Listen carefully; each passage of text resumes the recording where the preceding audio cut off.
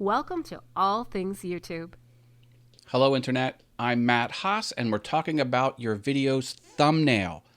This is a very important piece of the YouTube experience, and you've got to get it right.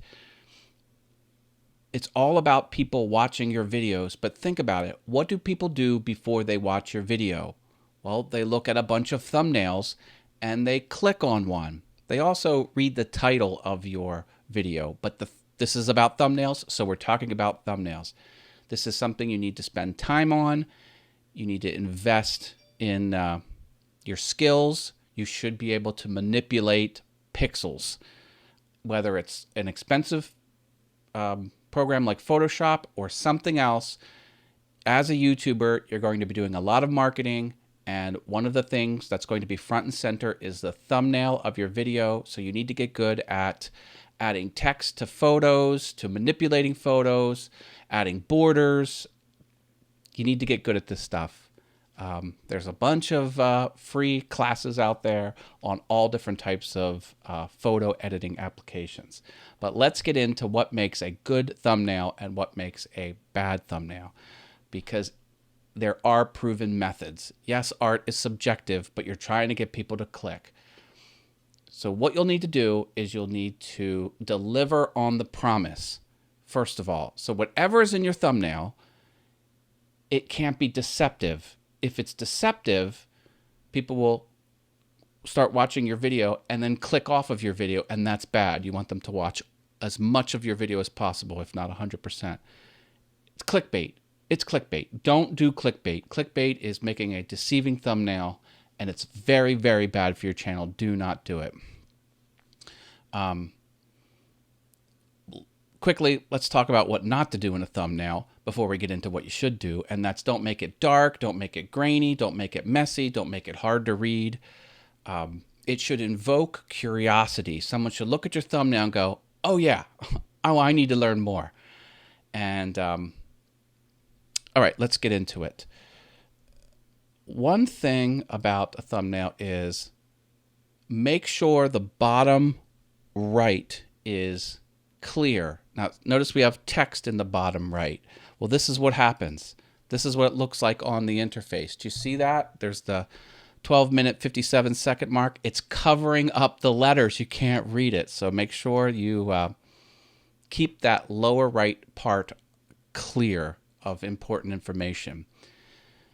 Let's keep going. It has to look good small. Here is a screen grab of one of my videos. That could have been a thumbnail, and it's showing these wooden arrows I made. Way too small. Look at this. Much better. Here's another example. These are lawn ornament candy canes. I'm not showing the whole candy cane. I zoomed right up on it. It's in your face. People love it. And it's, make a thumbnail and shrink it way, way, way down. Literally the size of your thumbnail. And if you can understand it, then you're doing good. Emotion and faces. People say if it has a face in it, it will do better. I don't know if that really is true or not, but definitely use emotion. Look, here's this one again. Look at how happy he is. I want to see him make what he's showing there. He's making a play button award for that he made himself. Here's a face. Okay. This would do better if it was a face and these objects. Those are actually those objects there. I made those out of acrylic. But this will do better than without the face. There's a face on it and a little bit of emotion. And here's some emotion. Like, why is she so annoyed? Well, that video tells a story, and it's rather fun. Emotion. Look at this. Come on. Good thumbnails. Emotion works all the time. All right, this is a power tip. It's almost crazy that this works as well as it does. This is the secret tip. All right, don't tell anyone else about this. Arrows and red circles are like magnets. People cannot help but click on a video if they see red circles in them. And oh, here's emotion too, but it's not a face, but it's an emoji. It conveys emotion. This video was about what that number means and why it's so darn difficult to decipher what that number means on the staff of music. Yeah, red circles and arrows and pointing too. If you point to something, good thumbnail. Before and after, right or wrong, good or better. These in the thumbnails work really well. Look at this. I mean, it's a good thumbnail. Before, and then when they're an adult, you want to click on it. It's just natural. It's curiosity. It's invoking curiosity. Some of these thumbnails you've seen explode with color. Look at this. Boom. Emotion too. I was talking about how that watch, has a red background. How does it red? It's a digital watch. I didn't understand that technology. Sort of blew me away. Here's color too. Notice the background's manipulated. I wanted to pay attention of the foreground. I put the yellow fuzz, the yellow highlight around the object, and the color.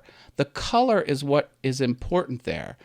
That item, I made that item. I mean, that's not a piece of art I grabbed from the internet. I crafted that Mario. And this is what it looked like in real life. Look at how dull the red is in Mario's cap and everything. It's just, I boosted the color. How did I boost the color? Well, let's go on a little field trip and I'll tell you. And you could do what I'm about to show you in any photo editing program. Now, I'm going to use Photoshop. It's an expensive program, but you don't have to use Photoshop. You can use anything. In this example, I will go to Image, Adjust, Hue Saturation. All programs will have a hue saturation slider in it. And all you need to do is just sort of punch that up and look at how much better that thumbnail became. After, before. After, before. If you have any photography in your thumbnail, do this. It doesn't have to be much. Just crank it up a little. Now, don't go nuts with it, or else it'll get, obviously crazy. And for this specific example, I isolated Mario and did some more advanced treatments. But as photography in general, hit that saturation just a little bit and it'll pop. When these are on the screen, like in the recommended shelf and yours is in there, if yours is boosted in saturation, you might catch someone's eyeball and you might win the click. All right, let's keep going. Figure out where I left off here. Let's look at, this is more background manipulation, color. I could have just had this on a white wall, but why not put blurred out Christmas lights? I dig it. This was one of my most successful videos I've ever put together. And we're going to talk a little bit about the title in the next video. But notice the background's blurred. The foreground is prominent. And if you wanted to know how to build an inexpensive router table, that's the video that you would click on. Here's another good colorful and a few words. The last tip is you don't want to overload the words on the thumbnail. 3 words, 4 words, 5 maybe, not that many. And okay, thumbnails. Make it engaging. Curiosity. You want the curiosity to be piqued and you want to click in it. Use some of these tips and you'll be successful. And it's, when people do consulting, this is a big part of the consulting. It's making the thumbnails look good. And because it's so important.